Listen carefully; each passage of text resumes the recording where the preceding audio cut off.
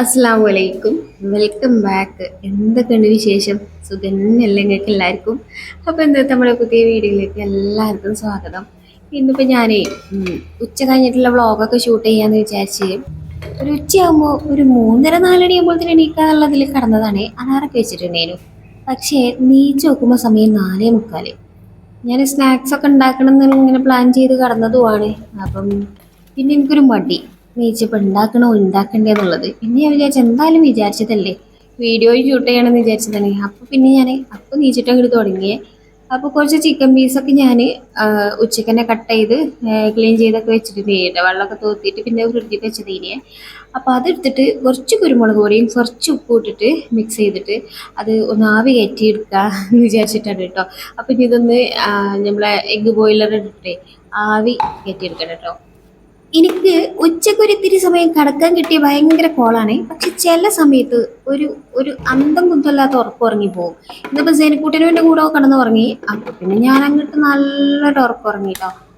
അപ്പം അത് അവിടെ റെഡിയായി വരുമ്പോഴത്തേന് ഒരിത്തിരി ചായ ആദ്യം കുടിച്ചോട്ടെ, എന്നെങ്കിലേ ഒരു എന്താണ് എനർജി ഉണ്ടാവുള്ളൂ. മറ്റേ ഒരു മണ്ണിന്ന് കോഴിക്കുട്ടികളെ മാതിരി ഒരു അവസ്ഥയാണ്. ഉറങ്ങി കുറേ നേരം ഉറങ്ങി നീച്ചാൽ ഒരു മന്ദപ്പം എന്തായാലും ഉണ്ടാവും. അപ്പോൾ ഒരിത്തിരി ചായ ഒക്കെ കുടിച്ച് ഒന്ന് സ്റ്റാർട്ട് ആവട്ടെ കേട്ടോ. ചിക്കന് കുറച്ച് വേവാൻ സമയമുണ്ടല്ലോ, അതുകൊണ്ടാണ് ഞാൻ ആദ്യം അത് ആവിയിൽ പുഴുങ്ങാൻ വെച്ചത് കേട്ടോ. ഞാൻ ആ വെള്ളം ഒഴിച്ചു കൊടുക്കുക കഴിഞ്ഞപ്പോൾ ഓഫായിട്ടുണ്ടേനി. അപ്പോൾ തന്നെ ചിക്കൻ വെന്തിട്ടുണ്ടേനി കേട്ടോ. പിന്നെ ഞാൻ ചെറിയ ചെറിയ പീസാക്കിയിട്ടാണ് ഇട്ടെടുത്തിട്ടുണ്ടേനിയത്. ഇനിയിപ്പോൾ അതാ ഒന്നും കൂടി ആവിയേറ്റെടുക്കാണ്ട് 2 മുട്ടയും വച്ചൽ മുളകും വെളുത്തുള്ളിയും. ഇപ്പം തന്നെ ഏകദേശം ഇൻസ്റ്റാഗ്രാമത്തെ കൂടെ കയറി ഇറങ്ങുന്നവർക്കൊക്കെ കാര്യം മനസ്സിലായിട്ടുണ്ടാവും. കുറച്ച് മുന്നേ ഇൻസ്റ്റഗ്രാമിൽ ഇങ്ങനെ ഒരു എന്താ ട്രെൻഡിങ് ആയിട്ട് പോയിക്കൊണ്ടിരുന്ന ഒരു സാൻഡ്വിച്ചിന്റെ ഇത് തന്നെയാണ് കേട്ടോ. അയ്യോ, ഞാൻ വിളിച്ചാതെ വരികയാണെങ്കിൽ വന്നോട്ടെ എന്ന് വിചാരിച്ചു. കുഞ്ചി അങ്ങനെ ഇൻസ്റ്റഗ്രാമത്തിൽ വൈറലായ സമയത്ത് ഞാനതൊന്ന് വയറ്റിലാക്കണമെന്ന് വിചാരിച്ചിട്ടുണ്ടേനു. പക്ഷേ ഓരോരോ കാരണങ്ങൾ കൊണ്ട് ഞാൻ പിന്നെ അത് ഉണ്ടാക്കി നോക്കിയിട്ടില്ലേനി കേട്ടോ. അപ്പൊ ഇന്നെന്തായാലും അത് ഉണ്ടാക്കാന്ന് വിചാരിച്ചു. ഇത് ഉണ്ടാക്കാനുള്ള എല്ലാ സാധനങ്ങളൊന്നുമില്ല. പിന്നെ എൻ്റെ വക ഒരു തട്ടിക്കൂട്ട് ആണല്ലേ എപ്പോഴും. അതിക്ക് കുറച്ച് പച്ചക്കറികൾ വേണം. അപ്പം അതിനുള്ളതൊക്കെ ഒന്ന് കട്ട് ചെയ്തിട്ടിട്ട് സവോള, ക്യാപ്സിക്കം പിന്നെ ചെറുതാണ് എടുത്തിട്ട് കേട്ടോ. ക്യാപ്സിക്കം ഇവിടെ വലിയ തീർപ്പതിയൊന്നുമില്ല. പിന്നെ ആളിവിടെ ഞാൻ പെരുന്നാൾക്ക് കടായി ഉണ്ടാക്കാൻ വേണ്ടി വാങ്ങിയ കൂട്ടത്തിൽ ഇവിടെ വന്ന് പെട്ടല്ലോ. അപ്പം പിന്നെ എങ്ങനെയെങ്കിലൊക്കെ അതിന് തീർക്കണമല്ലോ എന്ന് വിചാരിച്ചിട്ട് ഞാൻ ചെറിയ പീസ് എടുത്തതാണ് കേട്ടോ. ഇന്നലെ മറ്റേ മുട്ട ഇതിൽ ഇതാക്കാനുള്ളതിലും കുറച്ച് എടുത്തിട്ടുണ്ട് ഇനി. അപ്പോൾ ഈ ചിക്കന് വെന്ത് വന്ന ചിക്കൻ ഉണ്ടല്ലോ, ഒന്ന് ചൂടാറി വന്നിട്ടുണ്ടേനെ. പച്ചക്കറിയൊക്കെ ഗ്രേറ്റ് ചെയ്ത് എടുത്ത സമയം കൊണ്ടേ ഇതൊന്ന് പിച്ചി ഇങ്ങനെ ഇട്ട് കൊടുക്കുക, ചെറിയ ചെറിയ പീസാക്കിയിട്ട് ഇട്ട് കൊടുക്കുക.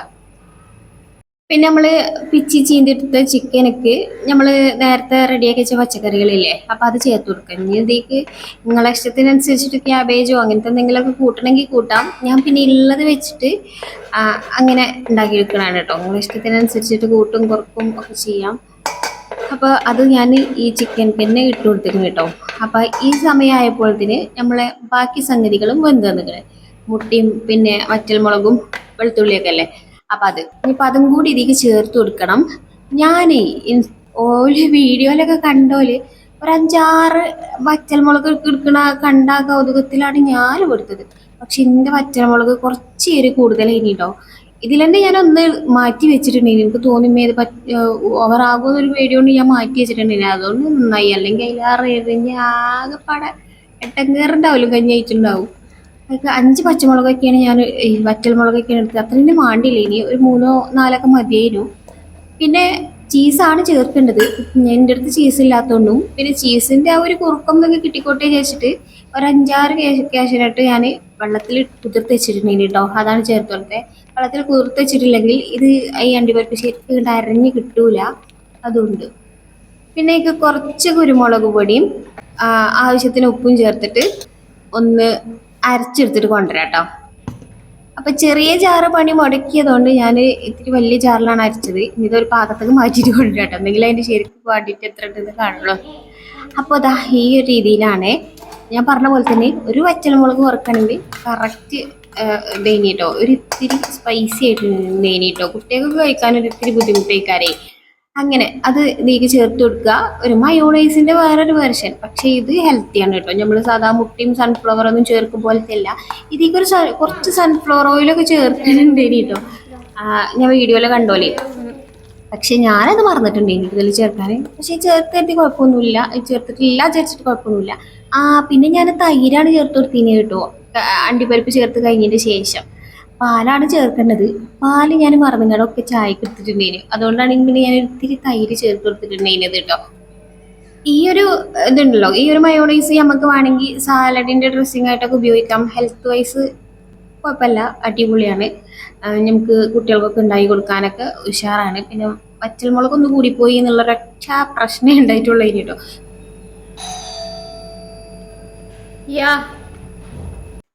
പക്ഷെ ഞമ്മക്കൊന്നും ആ ഒരു വലിയ കുഴപ്പമൊന്നും ഉണ്ടായിരുന്നില്ല.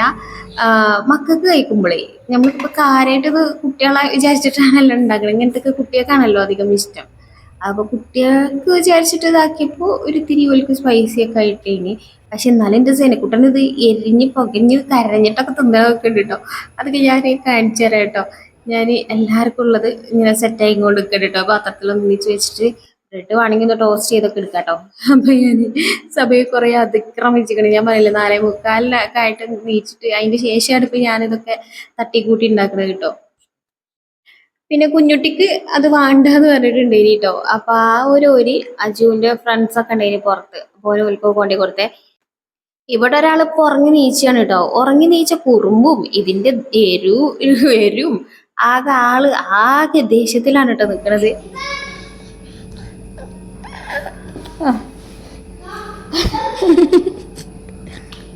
അന്നൊരു വേലക്കാരി ഇഷ്ടം കേട്ടോ എന്റെ രാജാവാന്നാ വിചാരം. ഒരു പാത്രം പിടിച്ചെടുക്കാൻ ഒരാള്, വെള്ളം വള്ളത്തിന് നല്ല എരുണ്ട്. എന്നാ എരു തിന്നുണ്ടൂടെ? അത് പറ്റൂല. എരു അതന്നെ വേണം കേട്ടോ. അതിലൊപ്പി തിന്നും വേണം. എന്നിട്ട് എരു വരുമ്പോ നൊലിച്ചിട്ടൊക്കെ കണ്ണ്.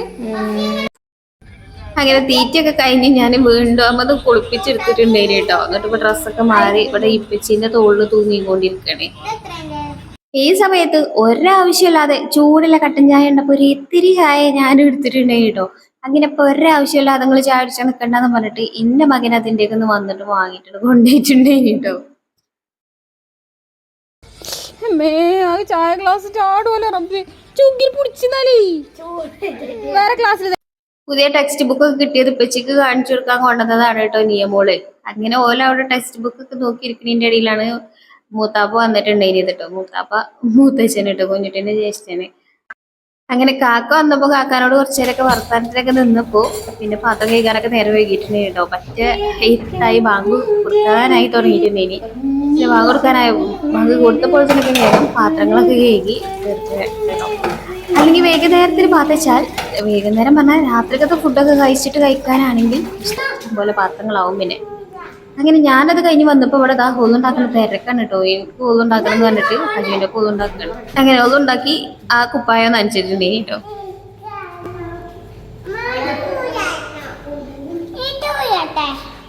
എങ്ങോട്ട് പോണത്? പള്ളിക്കോ? നിസ്കരിച്ചാനോ? പഠിച്ചോനേ ഒന്നുണ്ടാക്കി ആകെ നനച്ചോ കുപ്പായൊക്കെ? പിന്നെ നിസ്കരിച്ചാൽ ഞങ്ങള് കുപ്പായൊക്കെ മാറ്റി ഉഷാറായപ്പോൾ തന്നെ ഞങ്ങൾക്ക് പിന്നെ കുയിന്തളകിയേ.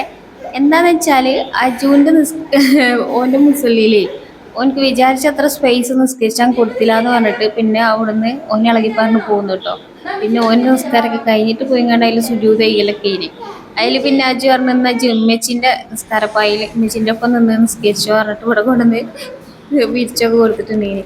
പക്ഷെ അതിലൊന്നും നമ്മള് വയങ്ങൂലെന്ന് പറഞ്ഞിട്ട് ഇവിടെ തലയാട്ടി കുത്തിരിക്കുന്നുണ്ട് കേട്ടോ.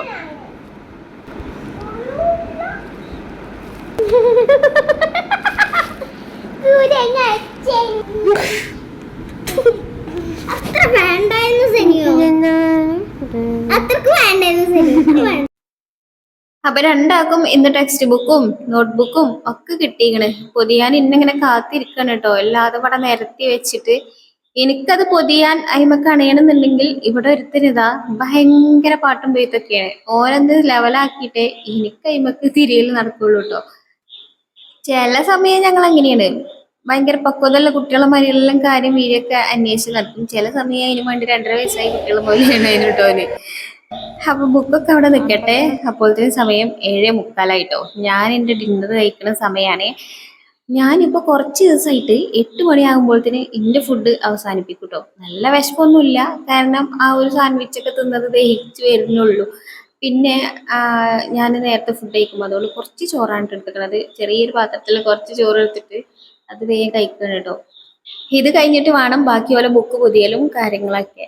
ഇപ്പൊ കുറച്ച് കാലമായിട്ട് തടിയൊക്കെ വെറുതെ കൂടി വരുന്നുണ്ട്. ഒരു വെറുതെ അത് വെള്ളം കുടിച്ചാൽ തടി എന്നാകുന്ന ടൈപ്പാണ് ഞാൻ.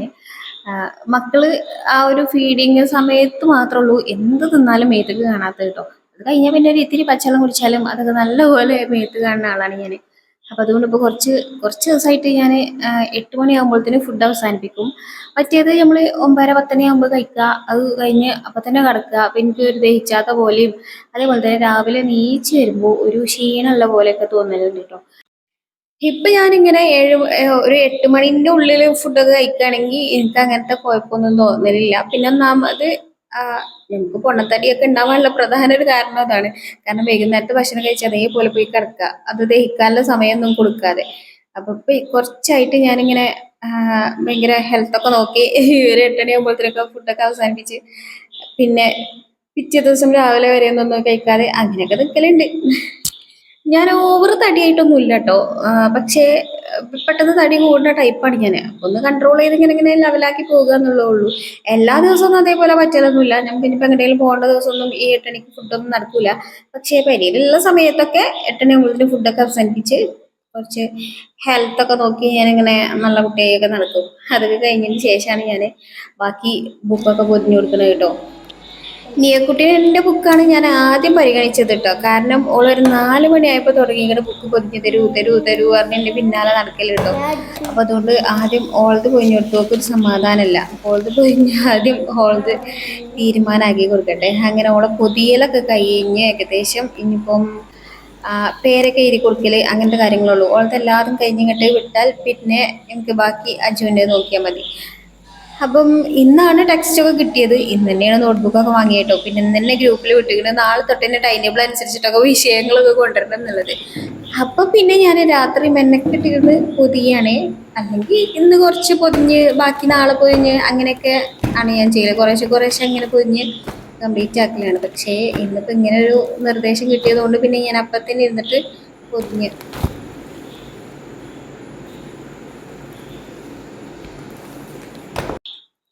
പിന്നെ എല്ലാ കൊല്ലം ബുക്ക് പൊതിയുമ്പോൾ ഞാൻ പണ്ട് ഞാൻ പേപ്പർ കൊണ്ട് പൊതിഞ്ഞതും കലണ്ടറിൻ്റെ ഇതുകൊണ്ട് പൊതിഞ്ഞതൊക്കെ കഥയൊക്കെ നിങ്ങൾക്ക് പറഞ്ഞിട്ടുണ്ട്. പക്ഷെ ഇപ്രാവശ്യം ഞാൻ ആ കഥയൊന്നും പറയുന്നില്ല.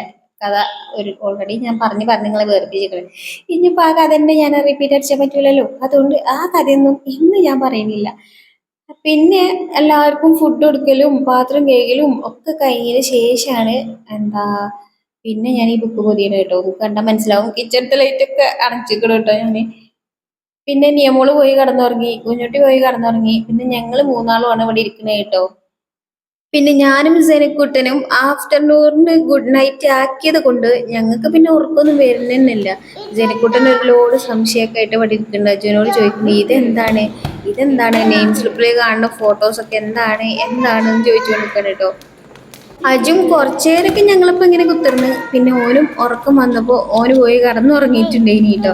പിന്നെ ഞാനും എൻ്റെ സെനക്കുട്ടിനും മാത്രമായിട്ടുണ്ടേനി കുറച്ച് നേരത്തിന്. അങ്ങനെ ബാക്കിയുള്ള ബുക്കൊക്കെ ഏകദേശമൊക്കെ പൊതിഞ്ഞ് കംപ്ലീറ്റ് ആവാനായപ്പോഴത്തേന് ഞങ്ങൾക്കും ഉറക്കം വന്നിട്ടുണ്ടേനി കേട്ടോ. അതായത് സെനക്കുട്ടനെ, എനിക്ക് വലിയ ഉറക്കമൊന്നുമില്ല ഇനി. അപ്പം സെനക്കുട്ടിന് ഉറക്കം വന്നപ്പോൾ പിന്നെ ഞാനെന്താ ബാക്കി അങ്ങനെ ഇട്ടു. ഒരുവിധം ബുക്ക് പൊതിയലൊക്കെ കഴിഞ്ഞിരിക്കണ്. പിന്നെ ഞാൻ അജുവിൻ്റെ നെയിം സ്ലിപ്പ് ഒട്ടിക്കാനും പേര് എഴുതാനും ഇവിടെ ക്ലീൻ ആക്കാനും ഒക്കെ ഉണ്ട്. പക്ഷേ അതിനൊന്നും ആൾ സമ്മതിക്കണില്ല. അതിന് മുന്നേ ആളിൻ്റെ ഒക്കത്ത് കയറി കൂടി ഉറങ്ങുക എന്നൊക്കെ പറഞ്ഞിട്ട് വന്നിക്കണേ. അപ്പം ഇന്നത്തെ നമ്മളെ വീഡിയോ അത്രയൊക്കെ ഉള്ളൂ. നിങ്ങൾക്ക് ഇഷ്ടമായി കാണുമെന്ന് പ്രതീക്ഷിക്കുന്നുണ്ട്. വീഡിയോ ഇഷ്ടമായിക്കണമെങ്കിൽ ലൈക്ക് ചെയ്യണം, കമൻറ്റും ചെയ്യണം കേട്ടോ. അപ്പോൾ വീണ്ടും നല്ല അടിപൊളിയായിട്ടുള്ള വീഡിയോസൊക്കെ ആയിട്ട് വരാം. അസ്സലാമു അലൈക്കും, ബൈ ബൈ.